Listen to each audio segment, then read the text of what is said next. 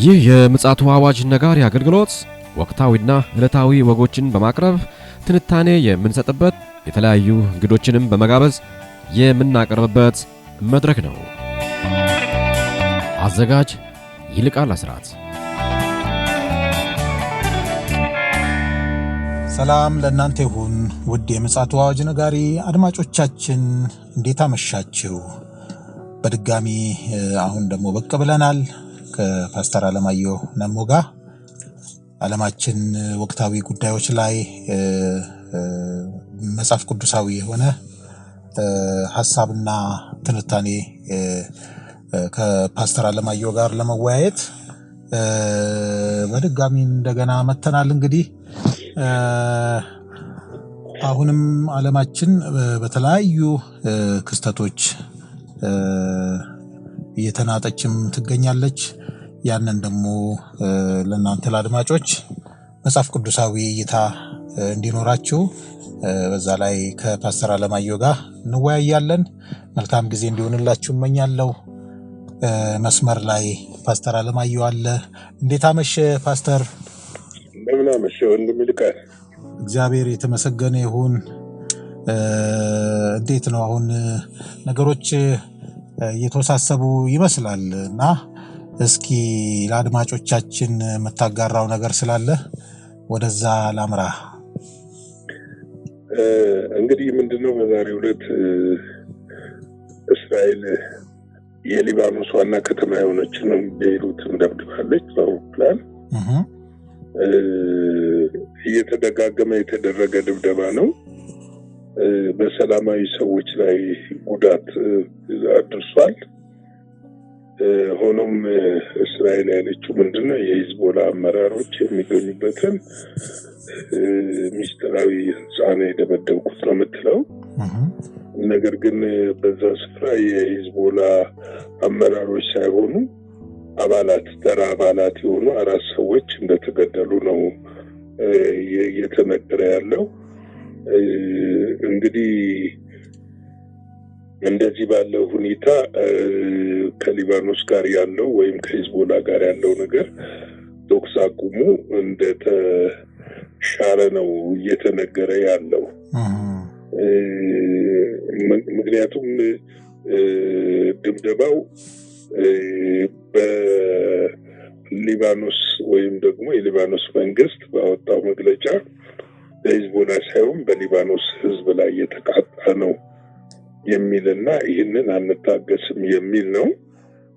ይህ ብቻ ሳይሆን የፈረንሳዩ ፕሬዚደንት ኢማኑኤል ማክሮን በቀጥታ ለእስራኤል ጠቅላይ ሚኒስትር ኔታንያሁ ደውለው ተኩስ ሊባኖስ ላይ የምታደርጉትን ነገር አቁሙ፣ ተኩስ አቁሙን አክብሩ ብለዋል። እንግዲህ እንደዚህ ባለ ሁኔታ ውስጥ እስራኤል እንደገና ደግሞ በጋዛም ከፍተኛ ድብደባ አድርጋለች። በተለይም ደግሞ እሑድ ዕለት የኢድ በዓል ዕለትም በጣም ከፍተኛ ድብደባ አድርጋለች እና ብዙ ሰው ሞቷል፣ ብዙ ሰዎች ቆስለዋልና ይሄ ሳይሆን በጣም የሚያስደነግጥ ነገር ዛሬ እስራኤል የወሰደችው የፍልስጤማውያንን ህዝብ ከራፋ ሙሉ ለሙሉ ለቀው እንዲወጡ ትእዛዝ ሰጥታለች። ትእዛዝ መስጠት ብቻም ሳይሆን በዛ የሚገኙ የእስራኤል ወታደሮች ይህንን እያስፈጸሙ ነው እና ምክንያቱ ነው ያለችው ምንድነው ከግብጽ በራፋ በኩል መሳሪያ የሚገባበት ስፍራ ነው የሚል ነው።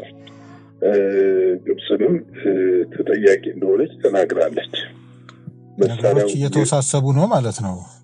መሳሪያው እየገባ ያለው በዛ በኩል ስለሆነ ሐማስ ከፍተኛ የሎጂስቲክና ወታደራዊ እርዳታ የሚያገኝበትን ስፍራ ነው ያስኩት ነው የምትለው። ይህንን የተለያዩ ዓለም አቀፍ ድርጅቶች ተቃውመውታል እና በተቃውመውታል።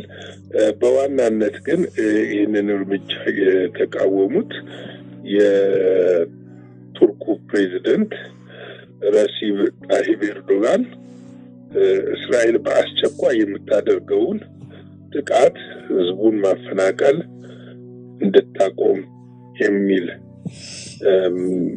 ማስጠንቀቂያ አዘል የሚመስል ነገር ሰጥተዋል።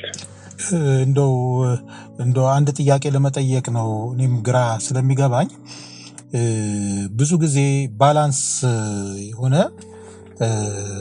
እንትን አይሰጥም አስተያየት በዚህ ጉዳይ ላይ አንድ ወገን ብቻ ነው ወይም ደግሞ ወደ አንድ ጎን ያጋደለ የፍርድ አሰጣጥ ነው የሚታየውና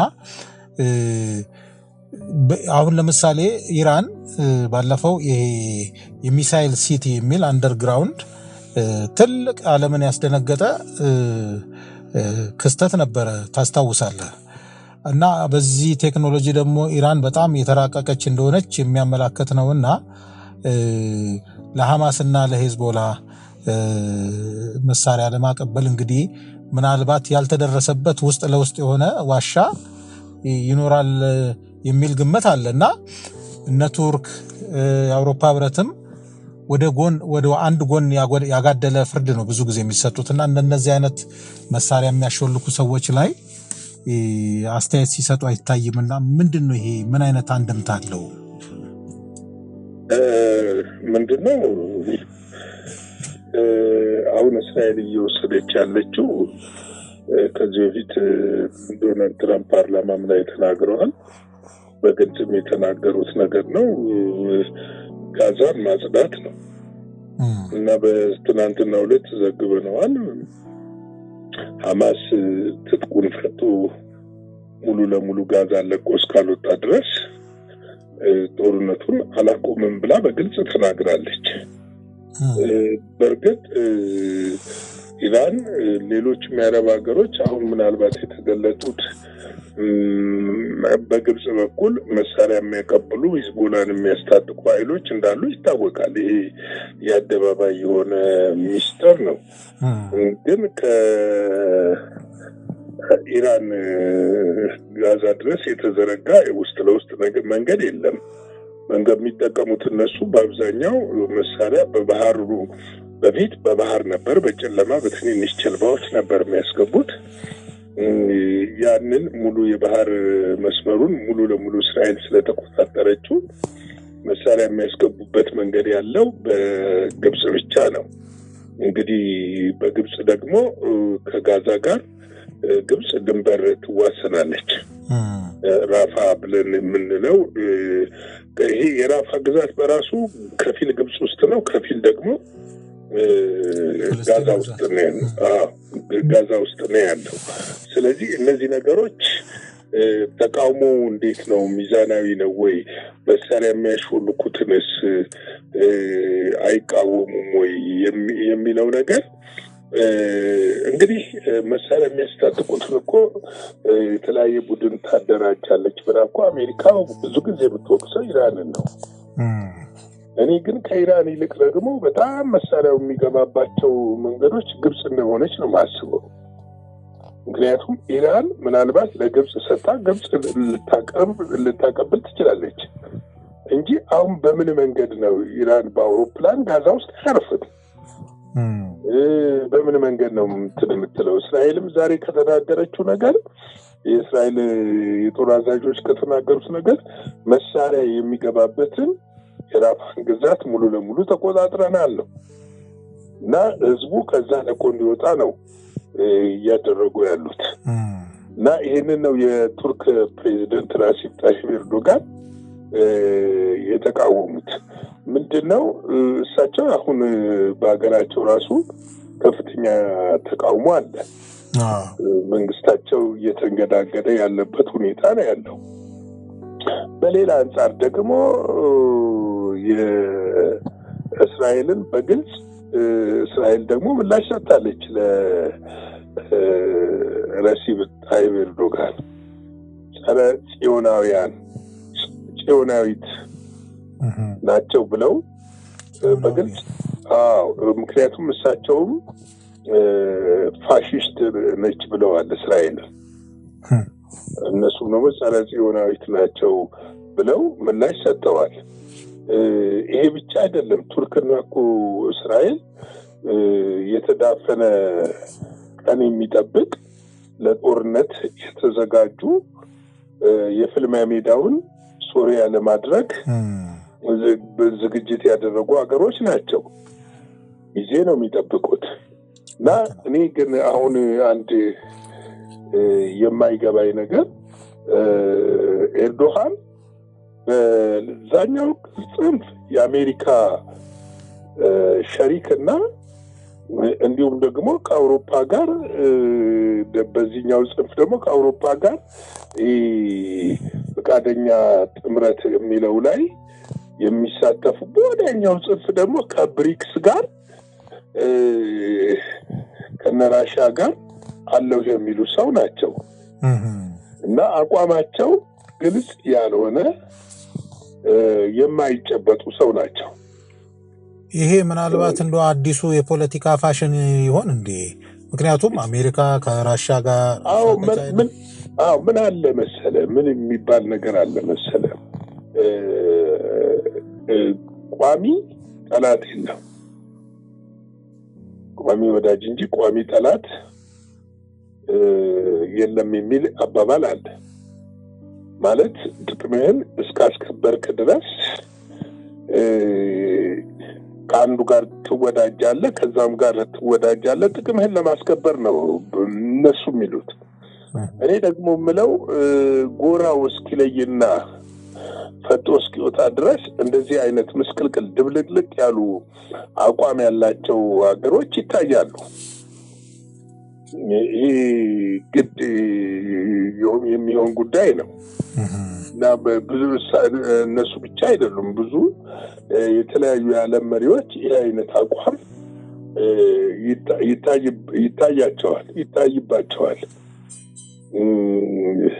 እና ሌላው ዓለምን ያስደነገጠ አንድ ደግሞ ከኢራን መግለጫ ወጥቷል። መግለጫውን የሰጡት የአያቶላ ሁሜኒ ከፍተኛ የጦር አማካሪ ናቸው። ምንድነው አያቶላ ሁሜኒ በኩል የመጣው መግለጫ? ራስን ለመከላከል ኒኩለር ከመታጠቅ ሌላ አማራጭ የለንም፣ እኛ ራሳችንን ለማዳን የተቻለውን ሁሉ እናደርጋለን ብለዋል። ስለዚህ ምንድነው ታጥቃለች ማለት ነው። ምንም ጥያቄ የለውም ታጥቃለች ማለት ነው። ዛሬ ነው መግለጫ የሰጡት። ምክንያቱም አሜሪካና እስራኤል ከፍተኛ ዝግጅት እያደረጉ ነው ለመደብደብ። የሚገርምህ አንድ ዛሬ ያገኘሁት መረጃ በዚህ በባልካንና በመካከለኛው ምስራቅ ዙሪያ አሜሪካ 10 የጦር ሰፈሮች አሏት። 10 የጦር ሰፈሮች አላት። ከ50,000 በላይ ወታደሮች አሏቸው። እና ምንድነው ይሄ የመካከለኛው ምስራቅ ላይ ያለው ነገር ፈጦ እየመጣ ነው። መቼ እንደሆነ ባይታወቅም ዶናልድ ትራምፕ ሳውዲ አረቢያንና ኳታርን ለመጎብኘት በቅርብ ጉብኝት እንደሚያደርጉ ይዘዋልና እንግዲህ እነዚህ ነገሮች ምንድነው የሚያመጡት፣ ምንድነው የሚያመለክቱት የሚለው ነገር እንግዲህ በሂደት የምናየው ነገር ይሆናል። ኳታር ደግሞ የኢራን ሸሪክ ናት። አዎ እንግዲህ ምንድነው ዓለም ላይ እስካሁንም ድረስ እኮ አሜሪካና ኢራን ደብዳቤም ምንም እንትን የሚሉት እኮ በኳታር በኩል ነው። በኳታር በኩል ነው። ሚዲየተር ነገር አገር ናት ማለት ነው። አዎ እንደዛ ነው። አሁን ምንድነው በኳታር በኩል ነው ብዙ ነገር የሚወጣው እና ስለዚህ በኳታር በኩል የሚደረጉ ነገሮች ብዙ ነገሮች አሉ። መልካም ብዙ ነገሮች አሉ። እስቲ እንግዲህ ይሄንን ይመስላል። ምንድነው ዓለም ከዚህ በኋላ እንደው ጥርት ያለ ነገር ይመጣል የሚል ነገር የለም። በጣም የሚያስፈሩ ነገሮች ነው ወደ አሜሪካም የሚሰማ። ዶናልድ ትራምፕ ለሶስተኛ ጊዜ ፕሬዚደንት ለመሆን እቅድ እንዳላቸው ጠቆም አድርገዋል። እንዴት ህገ መንግስቱን ምን ያደርጉታል የሚለው ነገር አሁን ብዙ አከራካሪ የሆነና የህግ ሰዎች ይችላሉ አይችሉም የሚለው እየተመላለሱ ነው ያሉት በሁለቱ ጎራ። እንግዲህ ዓለም ቀጣዩ ዘመኑ ፍጥጫ የበዛበት ትርምስምሱ እየጨመረ የሚሄድበት ይመስላል። እኛ ታዲያ ምን እናድርግ የሚለውን ነው እኛ ማየት ያለብን። እኛ ሰዓቱ ስለደረሰ ጊዜው ስለደረሰ ጌታችን ሊመጣ በደጅ ስለሆነ ይህን ሙሽራዎችንን ለመቀበል ምን ማድረግ አለብን? እንዴት መዘጋጀት አለብን? ከዚህ ከዓለም ትርምስ ሞራሉ ከወደቀ ዓለም በጦርነት መስቀልቅሉ እየታመሰ ካለ ዓለም በኢኮኖሚ መስቀልቅል እየወጣ ካለ ዓለም እንዴት ነው አሸናፊዎች ሆነን ራሳችንን አዘጋጅተን ክርስቶስ ኢየሱስ እግዚአብሔርን ልጅ የምንጠብቀው የሚለውን ነገር እስቲ አንድ ሁለት ክፍል የእግዚአብሔርን ቃል አንብቤ ትንሽ ነገር እንከፋፈል። ኤፌሶን ምዕራፍ 5 ቁጥር 3 እና 4 ነው። ለቅዱሳን እንደሚገባ ግን ዝሙትና ርኩሰትን ሁሉ ወይም መመኘትን በእናንተ ዘንድ ከቶ አይሰማ። የሚያሳፍርም ነገር የስንፍናም ንግግር ወይም ዋዛ የማይገቡ ናቸው አይሁኑ፣ ይልቁኑ ምስጋና እንጂ ይላል። እንግዲህ አንዱ ዓለም የተተፈለፈችበት ያለው ነገር እርኩሰት ነው። በተለይም ደግሞ በክርስቲያኑ ማህበረሰብ ዙሪያ የፍቺ መብዛት፣ የትዳር መፍረስ፣ የልጆች መበተን እንደ ኖርማል እየተቆጠረ እንደ ቀላል እየተቆጠረ የመጣበት ዘመን ነው። ነገር ግን መጽሐፍ ቅዱስ ለቅዱሳን እንደሚገባ ሲል እግዚአብሔር በመጽሐፍ ያስቀመጠልንን ልከኛ የሆነውን መንፈሳዊ ህይወት እንድንኖር ያስፈልጋል። ልንሸሸው ልንርቀው ከሚገቡ ነገሮች መሸሽና መራቅ መቻል አለብን። እዚህ ምድር ላይ 100 ዓመት አንኖርም። 80 ዓመት ግፋ ቢል 80 90 ነው። ይሄ ብቻ አይደለም፣ የዘላለም ቤት አለን። ይሄ ብቻ አይደለም፣ ክርስቶስ በእኛ ዘመን ይመጣል ብዬ አሁን በህይወት ባለን ዘመን ይመጣል ብዬ አምናለሁ። ምክንያቱም ነገር እያለቀ ነው። ከፊታችን የአይሁድ ፋሲካ ምን ይዞ እንደሚመጣ አናውቅም። ብዙ ነገሮች አስፈሪና አደገኛ እየሆኑ መጥተዋል። ስለዚህ ነው ዝሙት፣ ርኩሰት ሁሉ ወይም መመኘት በእናንተ ዘንድ ከቶ አይሰማ ነው የሚለው። አይሰማም እናንተ ዘንድ አውጥተን። ምክንያቱም እነዚህ የአሮጌው ሰው ባህሪ ናቸው፣ የአዲሱ ሰው ባህሪ አይደለም። እኛ አዲስ ፍጥረትን ሆነናል ካልን የአዲሱ ሰው ባህሪ ነው መኖር ያለብን። የአዲሱ ሰው ባህሪ ደግሞ የክርስቶስ ባህሪ ነው።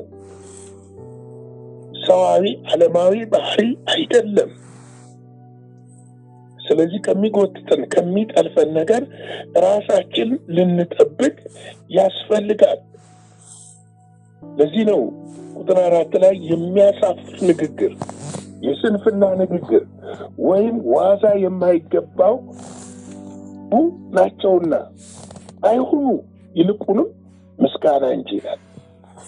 ዛሬ የስንፍና ንግግሮች በየመድረኮቹ ይሰማሉ። የሚያሳፍር ንግግር በየሚዲያው ከዳነ ክርስቶስን ካወቀ የክርስቶስን ልጅ ነኝ ከሚል የማይጠበቁ ንግግሮች በየሚዲያው ይሰማሉ።